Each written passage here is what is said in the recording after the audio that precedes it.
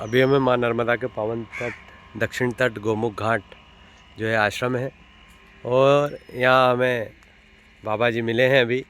नर्मदा परिक्रमा का उनका पहला दिवस के बाद आज या दूसरे दिन का विश्राम इस गोमुख के जो गौतमेश्वर महादेव मंदिर है, यहाँ निश्चित आश्रम चलता है, यहीं हुआ। तो हम बात करेंगे बाबा जी कहाँ से, नर्मदेहर बाबा जी। नर्मदेहर जी, कहाँ से आप? मैं वैसे ऋषिकेश में रहता हूँ, प्राचीन हनुमान मंदिर राम झूला पे जी। और माँ से बहुत दिनों से सुन रहा था कि नर्मदा परिक्रमा होता है मध्य भारत में, माँ नर्मदा का परिक्रमा होता है। तो हमारी इच्छा जगी और माता के दरबार में आए इच्छा लेके, फिर माता का कृपा हुआ और जो है हमारी यात्रा शुभ आरंभ हुआ। अब माता रानी की कृपा से हमारी यात्रा सुख सुंदर और माता रानी अपना आशीर्वाद प्रदान करें।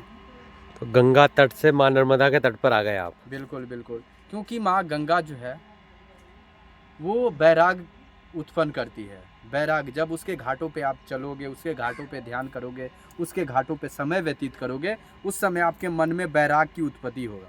परंतु अगर आपको भक्ति चाहिए, अगर आप भक्ति प्रदान करने वाली जो है माँ नर्मदा है, इसके तटों पे आप घूमोगे, इसके तटों पे आप श्रवण करोगे, इनके तटों पे आप बैठोगे तो आपको जो है भक्ति प्रदान होगी। जी हाँ, पहली बार ही आए गुरुदेव? हाँ, पहली बार ही है। अभी तक सुना था बस परिक्रमा होती? बस सुना था। हाँ, तो आप जैसे ओमकारेश्वर आए, संकल्प हुआ, तो संकल्प आपने कई भक्त लोग लेते हैं 3 वर्ष 3 माह 13 दिन का संकल्प, ऐसा कुछ नहीं, जब तक मैया की इच्छा हो। हाँ, जब तक मैया अपनी गोद में रखे हमें अपने पुत्र के समान, तब तक हम रहेंगे माँ के गोदों में। हम साधु हैं, जब तक माँ रखे हमें तब तक रहेंगे।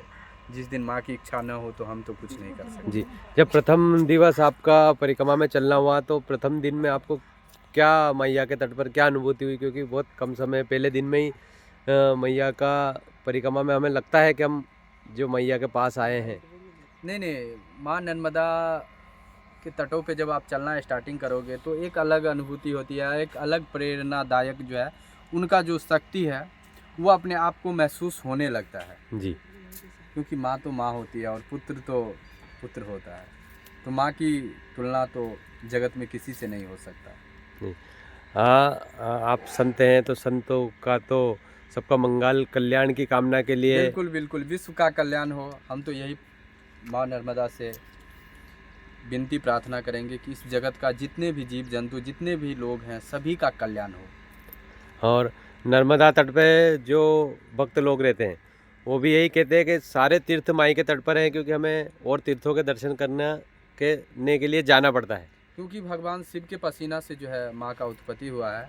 जिस प्रकार हम भगवान शिव को पूजा आराधना करते हैं, उसी प्रकार से जो है माँ नर्मदा का पूजा याचना आप कहीं से भी कीजिए, आपको भगवान शिव का ही पूजा होगा। और माँ गंगा में क्या है ना, हर तीर्थ स्थल का अपना अपना पुण्य, अपना अपना वर्णन है, परंतु माँ नर्मदा का ऐसा नहीं है। आप किसी भी घाट पे, किसी भी जगह पे स्नान करोगे, आपका उतना ही पुण्य प्राप्त होगा जितना कि ओमकारेश्वर, जितना कि अमरकंटक, जितना कि और तीर्थ स्थल है, उतना ही आपको किसी भी घाट पे पुण्य का प्राप्ति होगा।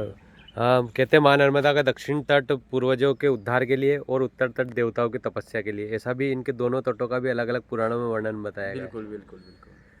तो मैया नर्मदा के तट पर आज आपका दूसरा दिवस है, और आगे भी मैया के जितने घाट पर आप रुकेंगे, हर जगह आपको अलग अलग मैया का स्वरूप का दर्शन होगा। क्योंकि मैंने भी 85 दिन में माँ नर्मदा की परिक्रमा की लॉकडाउन के समय।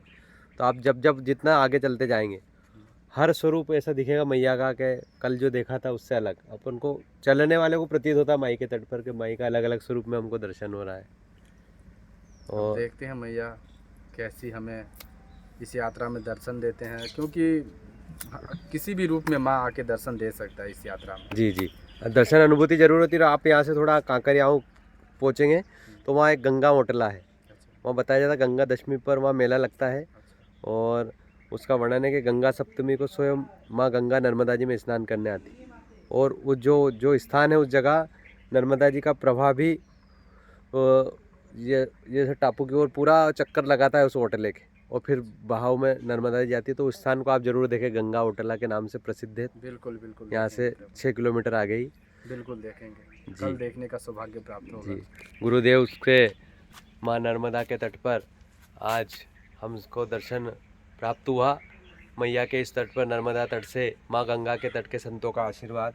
कहते हैं कि हमें संतों का दर्शन तभी होता है जब हमारे जीवन में प्रभु की कृपा हो। अब मोहे भाव भरोसा न मनता, बिन हरि कृपा मिले नहीं संता। अभी गुरुदेव भी एक चौपाई बोल रहे थे, जाकी रही भावना जैसी प्रभु मूरत देखई देखई तिन तैसी। तेसी। तो मैया के तट पर आने वाले सभी परिक्रमावासी को माई का ही स्वरूप मानकर हम उनका सेवा दर्शन करते हैं, आराधना करते हैं, जी। क्योंकि माँ किसी भी रूप में दर्शन दे सकती है। जी। नर्मदे हर।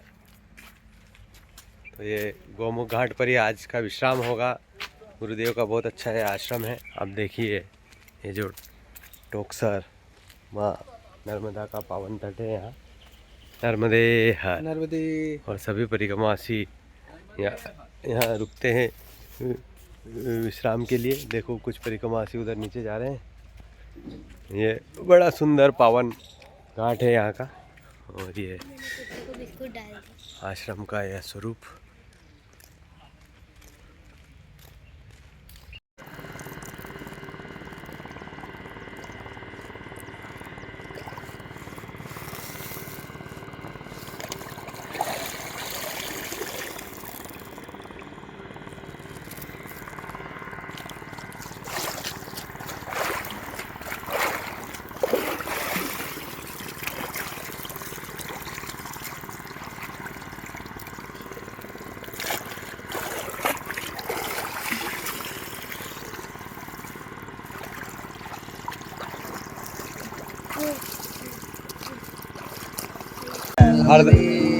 हरदा जिले से लगी 2 घंटे से रावेर